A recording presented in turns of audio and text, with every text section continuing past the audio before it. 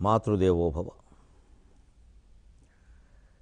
నీ కరుణ ఇట్టులుండునా జగన్మాత, నీ కరుణ ఇట్టులుండునా, చేకొనుట విలంబమౌను తల్లి, చేకొనుట విలంబమౌను, చేకొన్నయడన్ ఆ కొనక ముందే అన్నము మాకందింతువు భవాని, మాతృప్రేమన్ నీ కరుణ ఇట్టులుండునా.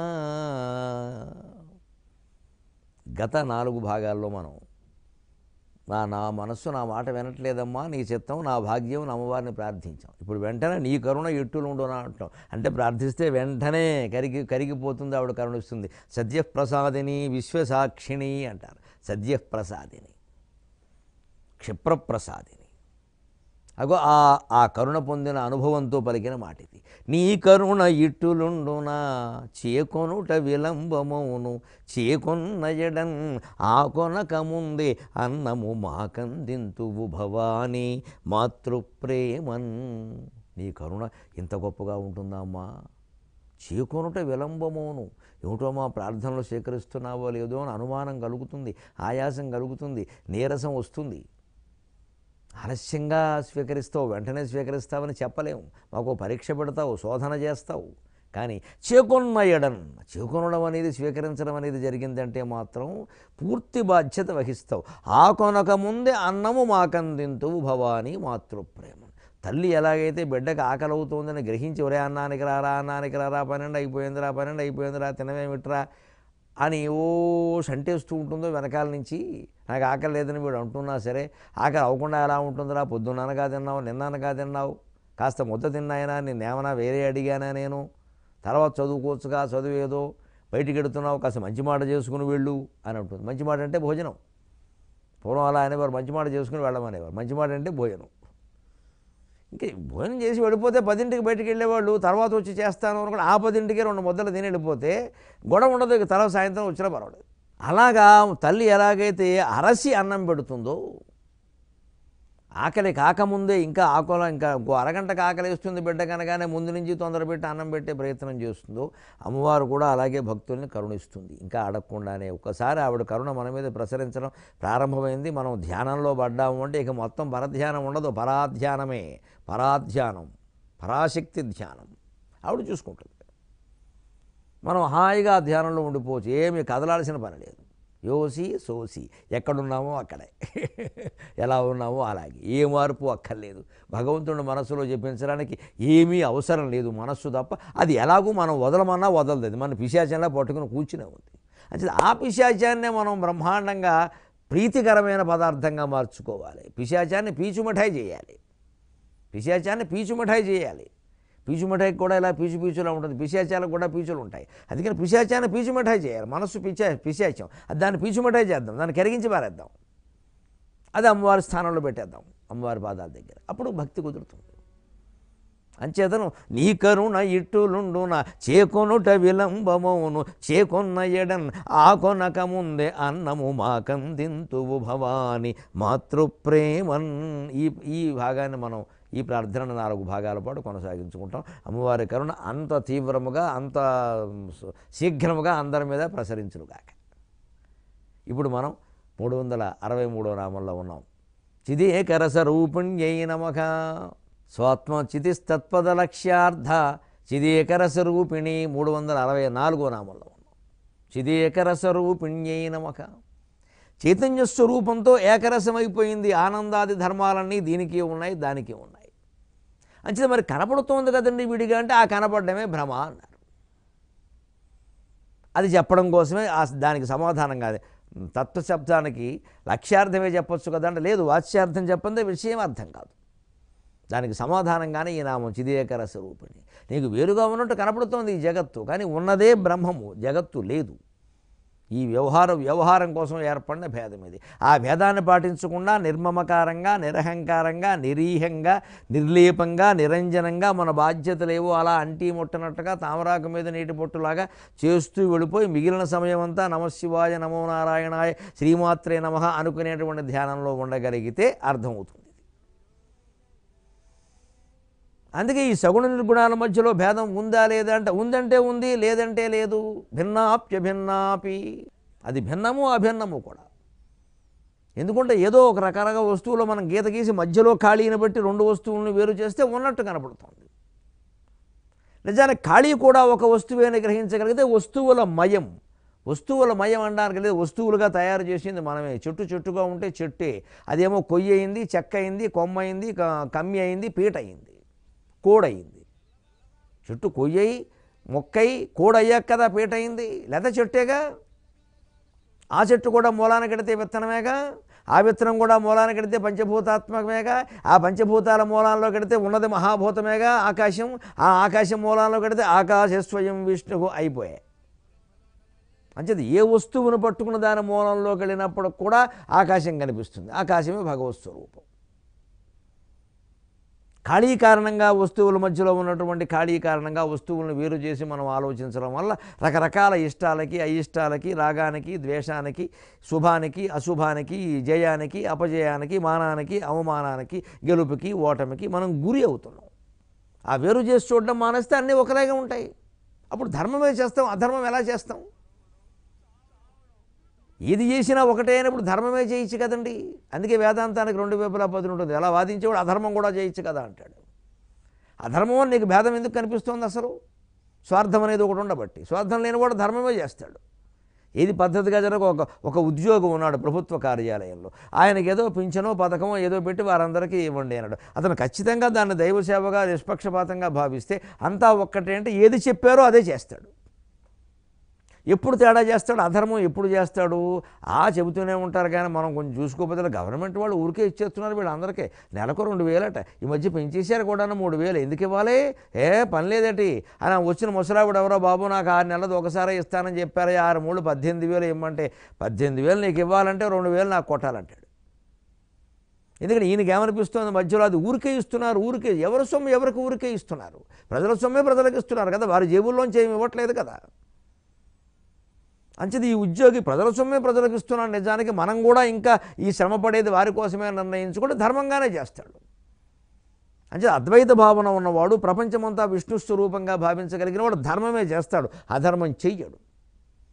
అంచేది ఏదైనా చేయొచ్చు కదా అన్నప్పుడు అధర్మం చేసే సమస్య లేదు, ధర్మమే చేస్తాడు. ఏదైనా చేసినప్పుడు ధర్మమే చేయొచ్చుగా.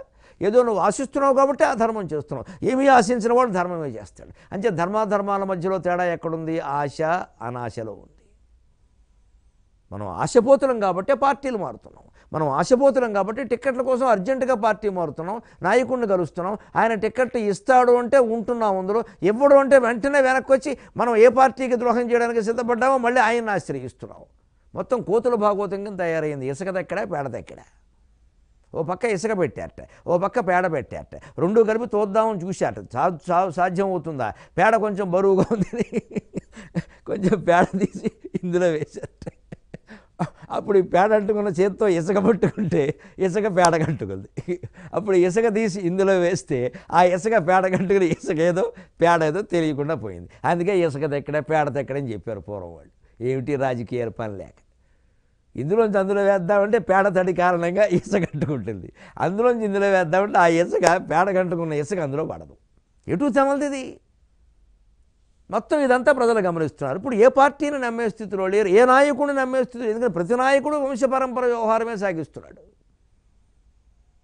అంతేకాదు ఇదివరకు కొంతమంది నాయకులకు తామేదో అధికారానికి వచ్చాము చాలే అన్నట్టుగా ఉండి, ఇప్పుడు అలా కాదు. ఇంకా మొత్తం మనమే ఉండాలి. ఇంకా ప్రతిపక్షం అనేది ఉండదు అసలు, అది మాయమైపోవాలి. అంత అహంకారం వచ్చేసింది. ఇక వీళ్ళు దేశానికి నాయకులు అయితే ఏం చేస్తారో మనం ఊహించుకోవచ్చు. అంటే మొత్తం అంతా ఎక్కడుంది? ఆ పదవేదో అనుభవించడంలో ఉంది. ఆ నాయకుల్లో ఒక్కసారిగా ఇంతమందిని కొట్టి ఇంత చేసి ఆ పదవిలో నేను అనుభవిస్తున్నది ఏమిటి అని ఒక్కసారి ఆయన వచ్చేస్తే ఆ వైరాగ్యం ఆయనకి వస్తుంది. భగవంతుడు అటువంటి వైరాగ్యం కలిగించాలని ఆశిద్దాం ఈ పెద్ద నాయకుడికి. సాధ్యం కాకపోయినా ఆ రకంగా దండం పెడదాం. బాబు వేదాంతం వైరాగ్యం నాయకులకు వంట పట్టేలా చేయవయ్యా. అది వంట పట్టాలన్నా కర్మకాండ కంటే ఎక్కువగా జ్ఞానకాండ వైపు వెళ్ళాలి, జ్ఞాన మార్గంలో వెళ్ళాలి. లేకపోతే వంట పట్టదు.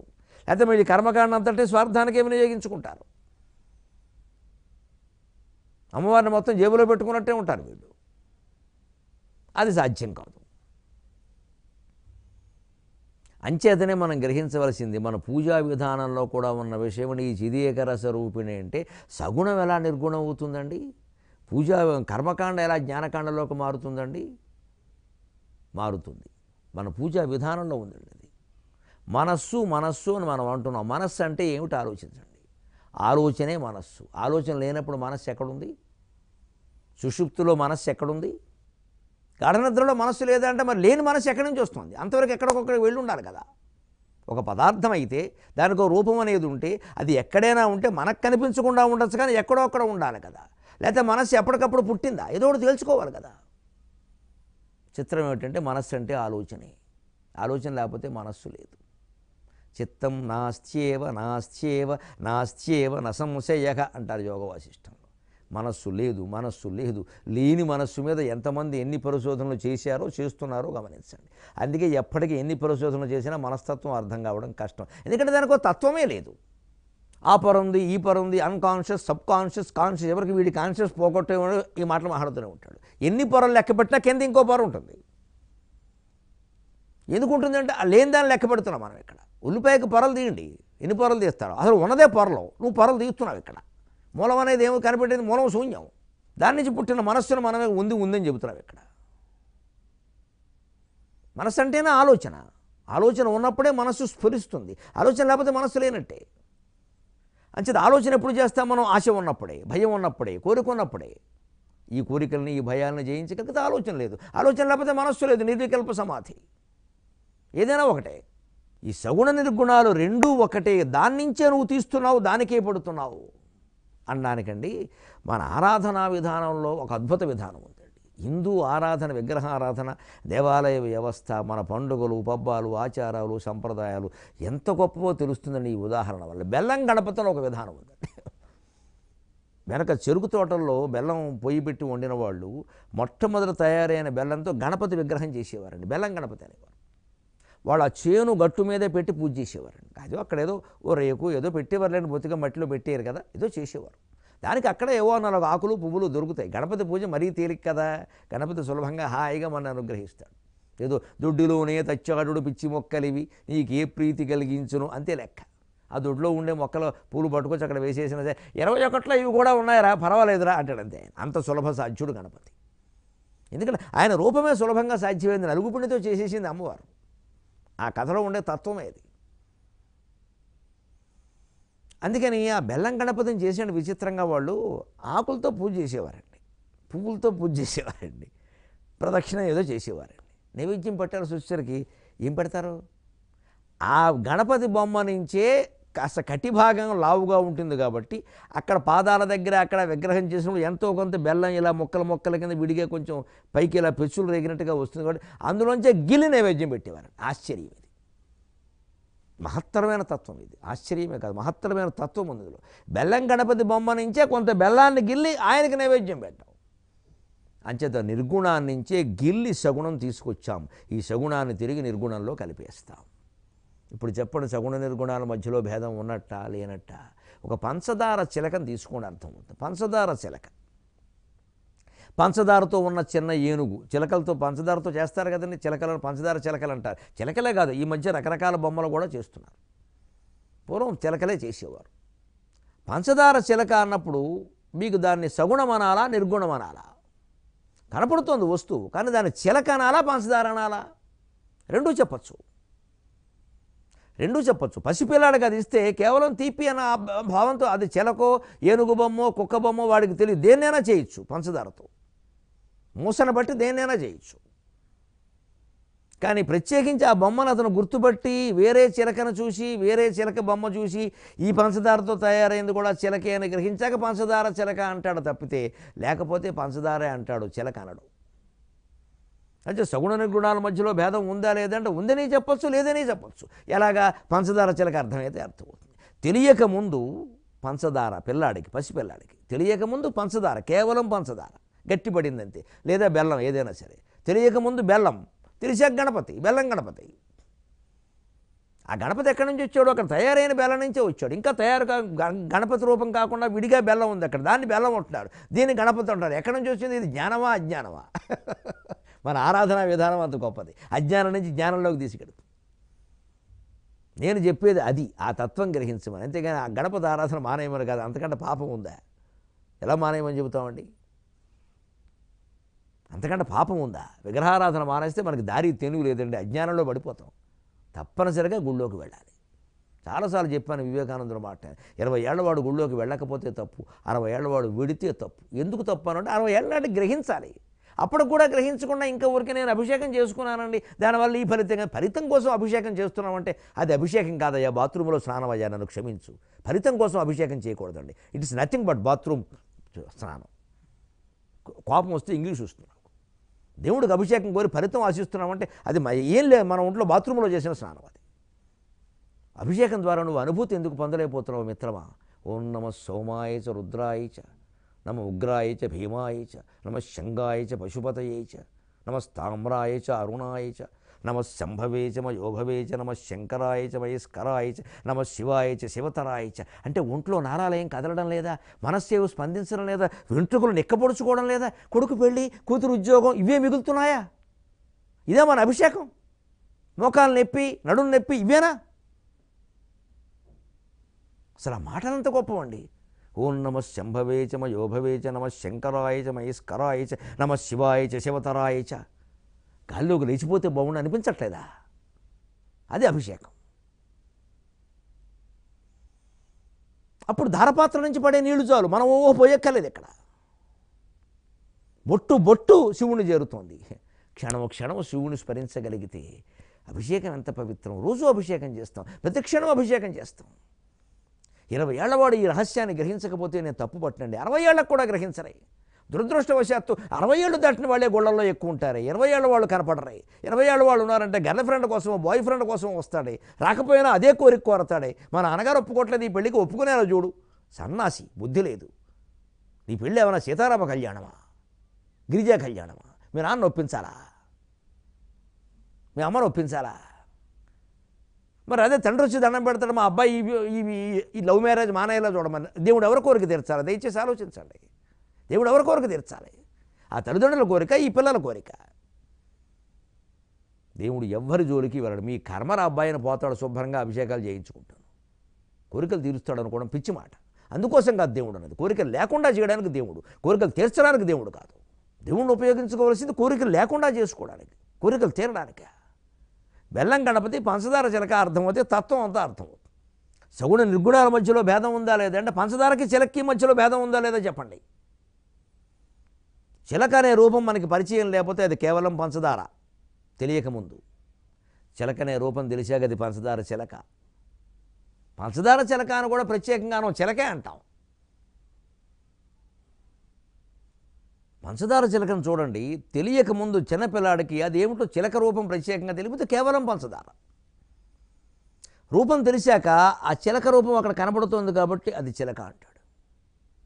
సరిగ్గా వేదాంతి భావన దీనికి తిరగేసినట్టుగా ఉంటుంది, ఉల్టా సీదా. పిల్లాడికి పంచదార చిలక విషయంలో తెలియకముందు పంచదార, తెలిసాక చిలక.